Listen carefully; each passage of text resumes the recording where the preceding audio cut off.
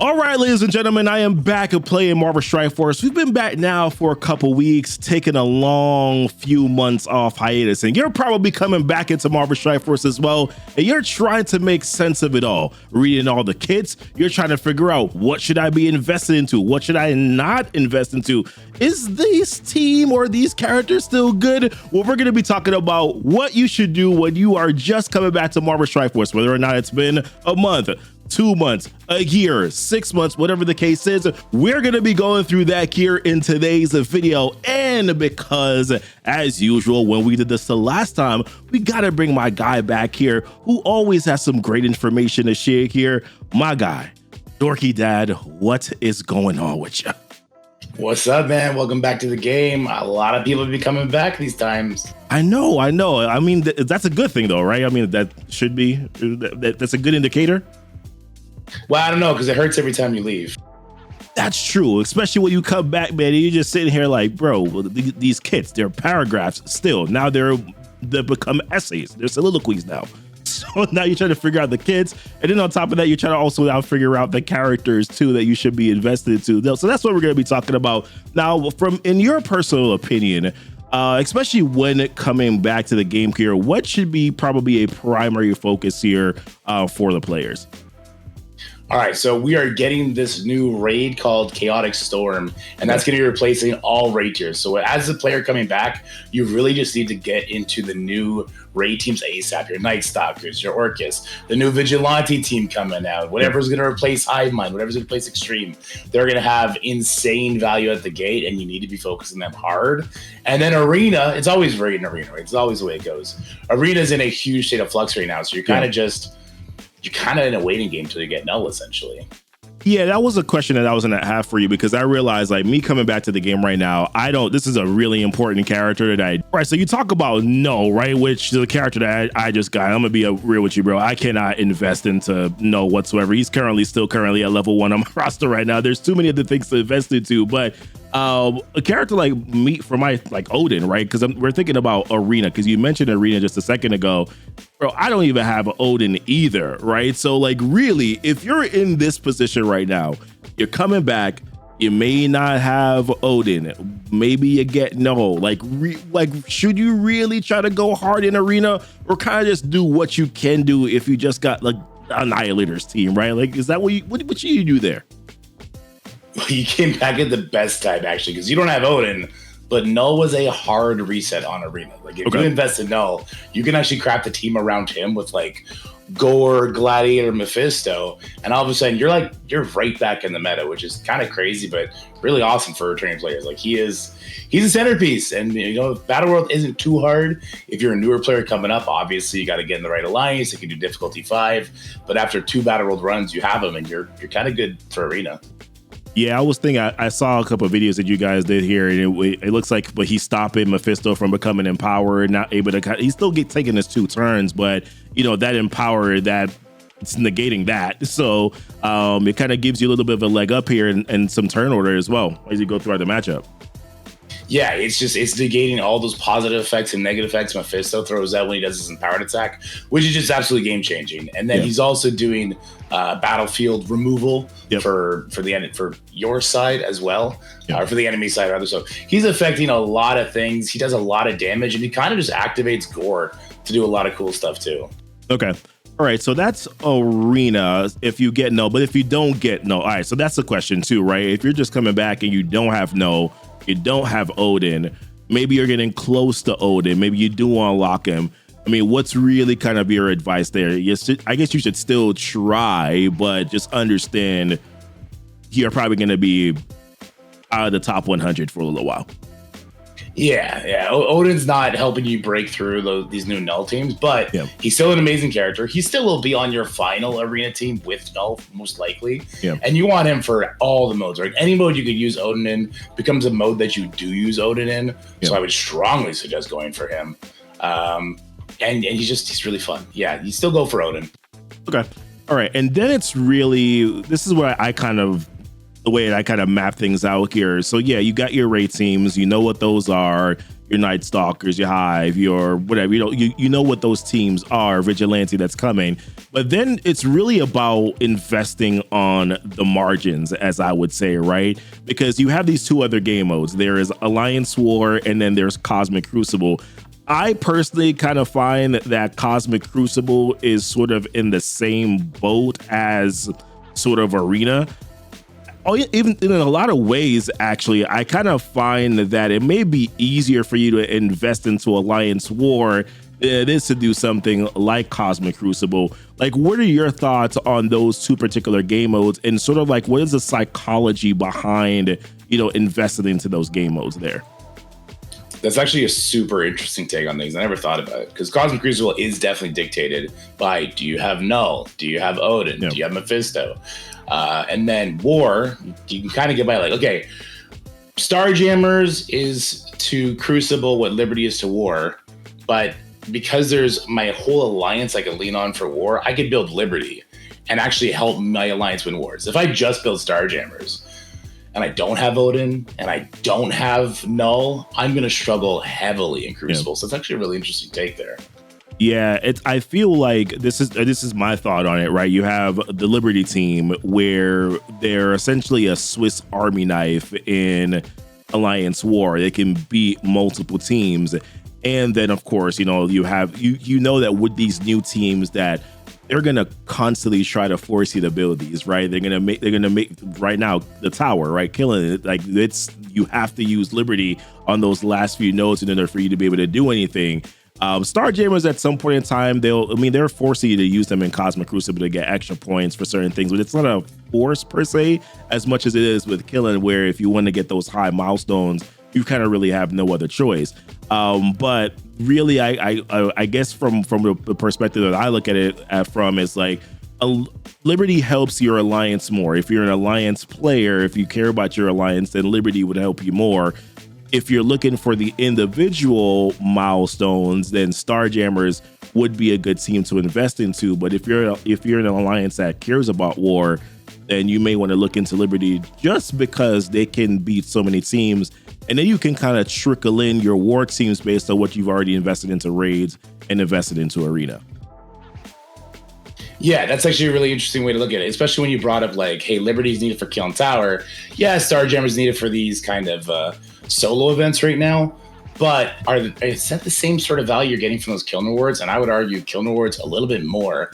And building Liberty now for this Kiln means the next Kiln will also be ready, right? Because there's a lot of people who they don't have an Asgardian built at all. And so they're looking at the Kiln Tower like, what do I do here? They didn't have Cabal built. So they're looking like, how do I get through this section now? So building for certain events does actually give you more benefits. Yeah. Yeah. Okay, so that's a pretty good take. Is there any other team that you would say, we talked about Starjammers, we talked about Liberty here, any other team that you would say on the margins would be helpful? Absolute A-Force. Yeah, Absolute A-Force is a nice little Swiss Army knife. The 3 new members, they can be used in Crucible and in War to a certain extent. No, sorry, War for sure. War for sure. And Crucible to a certain extent. Yeah. And so I think that they give a lot of bang for your buck on those guys. Now, would you recommend investing into the entire team? Now, the reason why I asked that question is because I know Kahuri is 100% a plug and play in Crucible and also in Alliance War. I see a lot of people separate her from the team. I know Miss Marvel Classic can also be quite annoying as well. But, at this point in time, for a player coming in, are you still saying, once again, on the margins, is Wasp a good value build? Is Ironheart a good value build? Or should it still just be Miss Marvel Classic, Kahuri, and then maybe Medusa? Yeah, that exact order, what you just said is what I would do. Kahuri first, then Miss Marvel Classic. And if you find time, then you do Medusa, because she does give them like speed stat. She hits like an absolute truck, but she is a luxury, and Ironheart and Wasp are just straight passes. So another really important question that always pops up, right, is legendaries. Now, there are not a ton of legendaries that are necessarily must-haves in a Marvel Strike Force, but there are a few that you definitely want to pay attention to. We know that Shadow King is absolutely amazing. Old Man Logan is still great as a character. Apart from that, that's another thing too. Like, are you building to get these legendaries, or are you basically just saying, hey, same thing, hey, I got these characters and I'm building for other things, and then I'll end up sort of kind of landing in a place where I could get these legendaries anyways? Yeah, so there's two legendaries that you have to build for, Shadow King and Old Man Logan. Like, you have to actively build the characters to do the Scourges there. And those characters are the only two legendaries that are really worth it. Maybe Phoenix, who you'll just passively get super early if you like Cosmic Crucible, because that's just a two-character team, her and the new Omega Red Phoenix Force. But if you didn't unlock him already, he's an epic character. He's probably going to show up 6 months from now, right? The other legend characters, not so much. It's rough when players come to me and they're like, hey, which 5 legendaries should I bring up for Mephisto? It's like, okay, well, Old Man Logan, and then bring up Shadow King, and then bring up the 5 characters that you already have near the appropriate level to put Gear Tier 19 on them, because the rest of them are so dookie. Yeah, I mean, GGC still has some value there, but apart from, and of course, if you're going with GGC, then Doc Ock is a nice added value builder from that perspective. But really, after that, I mean, you're kind of just grasping at straws at that point in time. Red Hulk is not terrible. Yeah, Red Hulk still is okay. Like, yeah, and that's the thing too. Like with these stats now that these characters have, like post Ares and all that, it's just insane to try to invest into anything that's before that, because all these other characters just outclass them. Shoot, even like my Old Man Logan gets clap city'd by some characters when I go into Cosmic Crucible. I'm like, what the hell is going on here? So it's just as the game has progressed, power creep, power, whatever you want to call it, those things typically tend to happen. And I guess the last thing to talk about here is Dark Dimension, right? We talked a little bit about it already. You mentioned what 5 legendaries to bring up. Same sort of, what's your philosophy and your concept here as it pertains to building for your Dark Dimensions? Yeah, so for Dark Dimensions, and I guess we'll include like Apocalypse for that, right? I think all those characters are still what's going for it, because it all kind of naturally happens as you're building your teams, especially your raid and your arena teams that kind of hit the markers, right? Like you got your city team. Well, the coming Vigilante team is going to be city characters. Your global team, okay, well that's Orcus. Or Night Stalkers have city characters on them too. And then Null, he's a cosmic character, and he's not a legendary, so you could use him in a cosmic section. So there's they do a good job at sort of keeping those teams that they have on the runway end up with helping new players not bring terrible choices into Dark Dimension, or at least have the option to take terrible choices into Dark Dimension. Okay. All right, so I think that kind of wraps it up. I don't know if there's any other areas that, I mean, flash events, you're not building for flash events. I think that you're kind of just going to get lucky with basically the characters that you're building in the game. And I think that they've done a pretty good job of making sure that whatever characters it is that they do bring out that are new, that they have you invest into, that you'll be able to use them for a flash event. Anything else that you think that we're probably missing here that we haven't touched so far? Well, the one thing that always catches players off guard is something like a Kiln Tower, right? Yeah. Right? And so they like to skip new teams, which I totally get, especially if it's for a mode that you don't particularly like. A lot of people don't like War, so they skip Liberty. Yeah. But then they use those resources on, say, an older Crucible team or an older raid team that's going to be getting benched. Like if you brought your Spider Sight in 105, yeah, it helped you for the milestones, but it's also going to, it taxed you so much gold and training materials that if you had just kind of sat tight, because you did not need to invest in Spider Sighting at all yet, right? Like we don't know if they're going to work for the next raid. They might invest in them then. Hold on to your resources, because if you see a really cool event like Kiln pop up, you want to have that stash so that you can build up 3 of those members on the fly like that. Because the rewards, I think the rewards, just gold and training materials alone, gave you like a free character's worth of rewards. And then there's the X coins, and there's the this and the that, right? So I feel like you shouldn't look back at older teams until you absolutely have to. Keep your horde, get your horde going. Like I noticed you got 50 million gold. That's a good spot where if you needed to, you could just bust out a character on the fly. And I think that's really, really important in this game. All right. Well, there you have it. Well, resource management is always, I mean, this game is a resource management game. I mean, if you're not trying to do that, I mean, you're going to end up putting yourself into a massive bind here. So that's always something to pay attention to. But listen, Appreciate you being here, my guy. It's always nice to be able to connect and to collab here. I'm sure that we'll do more of that as we sort of kind of move forward here. Let us know what other questions that we did not cover that you would like to hear us give some advice on. Leave that down below in the comments. Dorky Dad, you can tell them where they can find you. I'm going to give you that opportunity to do so. They know where to find you anyways, but just in case they don't know, can you tell them? Yeah, you can find me in the comment section and all these awesome videos from this channel called Kicking It Comic. I love your channel, man. I love the breakdowns. And you can also find me on Twitch and YouTube, Dorky Dad, Dorky_Dad for Twitch. Come hang out. We have the best gaming community, I think, and I'm so happy that Goofy wants to come.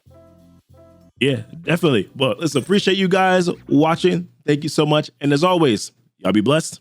Y'all be safe. Bye.